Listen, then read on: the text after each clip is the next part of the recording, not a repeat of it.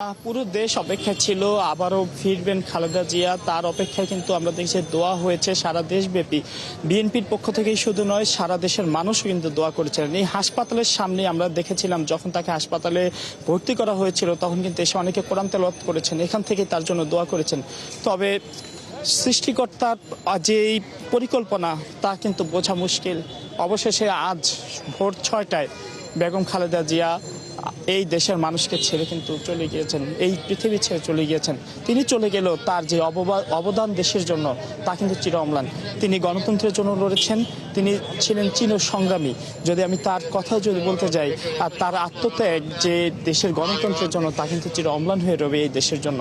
স্বাধীনতা যুদ্ধ থেকে তিনি শুরু করেছিলেন সেই যে বীরাঙ্গনা খেতাব, এরপর আমরা দেখেছি যে স্বৈরাচারের এরশাদ পতন আন্দোলন, এর মধ্যেই কিন্তু নিজের স্বামীকে হারান, 2 সন্তান নিয়ে তিনি যে কষ্টটা করেছেন, তিনি কিন্তু সেই লড়াইয়ে জয়ী হয়েছেন।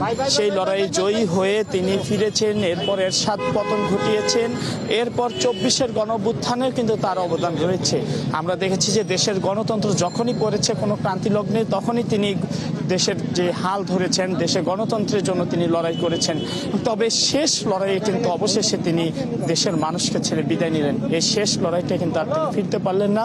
আজ সকাল পরে কিন্তু তিনি এই দেশের মানুষকে ছেড়ে চলে গিয়েছেন। এবং এখন কিন্তু আমি যদি বলি, এবার কেয়ার হাসপাতালের সামনে কয়েক স্তরের কিন্তু নিরাপত্তার ব্যবস্থা গ্রহণ করা হয়েছে। পাশাপাশি দেশের নানা প্রান্ত থেকে নেতাকর্মীরা কিন্তু এবার কেয়ারের সামনে আসতে শুরু করেছেন।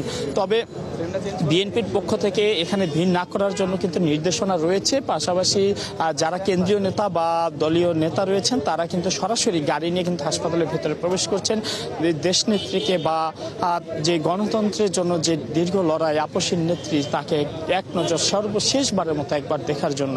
এবং আমরা দেখেছি যে তারেক রহমান কিন্তু দেশে আসার পর থেকে বারবার এসেছেন হাসপাতালে, এবং গতকাল রাতেও এসেছেন। এবং ভোর 6টায় এমন একটি সংবাদের জন্য কিন্তু পুরো দেশের কেউই কিন্তু মোটেও প্রস্তুত ছিল না। তারপরও কিন্তু আমরা দেখেছি যে এই হঠাৎ করে এমন খবরে কিন্তু পুরো দেশে কিন্তু আজকে কান্নার রোল। শুধু যে বিএনপি নেতাকর্মীরা কাঁদছেন তা নয়, পুরো দেশের মানুষ কিন্তু কাঁদছেন আজ। এই একটি দিনের অপেক্ষা, এই একটি দিন তারা কখনোই দেখতে চাননি। বিশেষ করে এই সময়ে আমরা দেখেছি যে নেতাকর্মীরা তখন বলেছিলেন যে এখনই যেন খালেদা জিয়ার প্রস্থান না হয়, তিনি যেন আরও কিছু সময় যেন দেশের জন্য দিতে পারেন। তার এই যে এই ক্রান্তি লগ্নে তার নেতৃত্ব খুবই দরকার।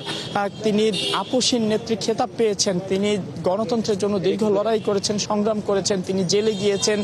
এবং জেলেই তাকে এই যে আজকে তার যে এত রোগ, হৃদরোগ সহ হার্টের সমস্যা, তার শ্বাসকষ্টের সমস্যা ছিল, লিভারের সমস্যা ছিল, এই যে এত রোগ বাসা বেঁধেছে তার শরীরে, এর সূত্রপাত বা